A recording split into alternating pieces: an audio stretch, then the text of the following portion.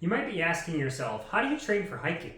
Do you just do it over and over and over again, and that's going to make you good enough to do some of the major hikes out there? The answer really is no. There are some specific things that you should really focus on doing in order to do some of the very tough trails, or even just progressing from being a beginner to being an expert hiker. So the main things to consider when you are looking at training for hiking is you need to have a very diverse set of training principles, meaning we're not just going to be training cardio or even aerobic cardio, anaerobic cardio, and we'll get into those in specific in this video.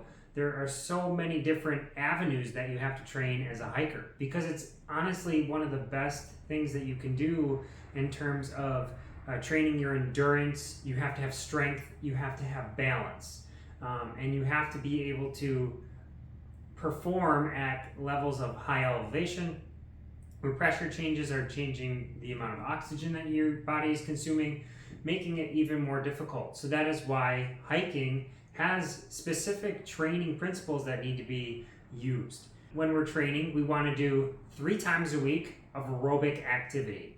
That can be your stair climbing, your biking, walking, running, anything like that, hiking even. And then 2 days of the week at least, you want to be putting in some sort of strength training. This can be general strength training, like your squats and some of your different machine exercises, if you will, at your local gym. And then there's even a subcategory of that of specific hiking training. And this is because as hikers, we need specific muscle groups working.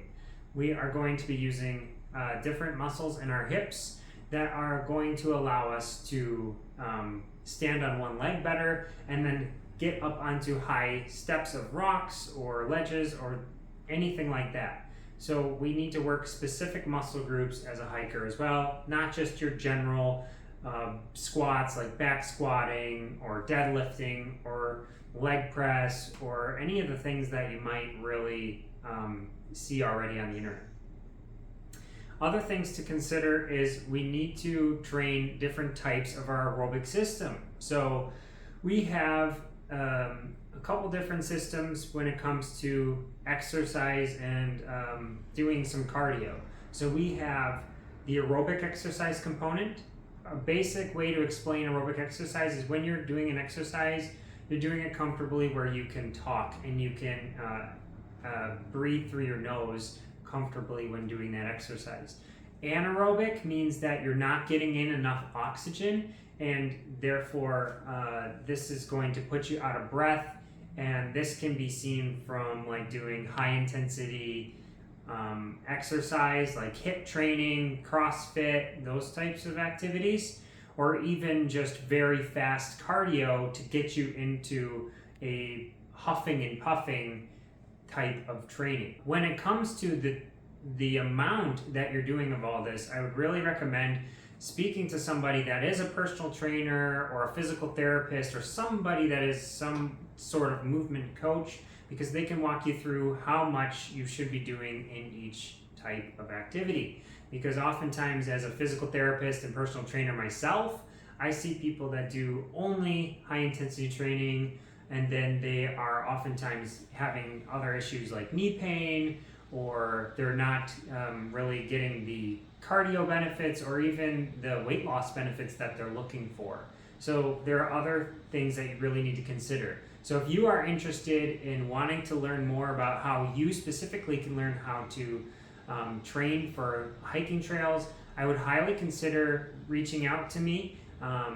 You can go do that in the form below, and we can schedule a time to have like a one-on-one call and see if this is something that I can help you with. Otherwise, I do train hikers and backpackers and trail runners how to stay pain-free and on the trail using online programming. So go ahead and check out the description below for more information about that. But in general, it is very important that we do all those different types of training that I mentioned: aerobic, anaerobic, strength training, cardio training. But then the last important piece is we need to specifically strengthen our ability to perform balance. So single leg balance exercises, because when we're walking on uneven terrain, we need to have better balance. Or when we are scrambling up on big rocks and boulders, we need to have better balance. And then stepping up onto steps and ledges with a big heavy backpack on, we need stronger hip muscles to give us the stability so that we don't lose our balance. Like I said, please comment below if you want more information about this, or direct message me using the link in the description. And I hope to see you on the next one. Please subscribe, like this, and share this video if you liked it. I'll see you on the next one, you guys. Stay happy on the trails.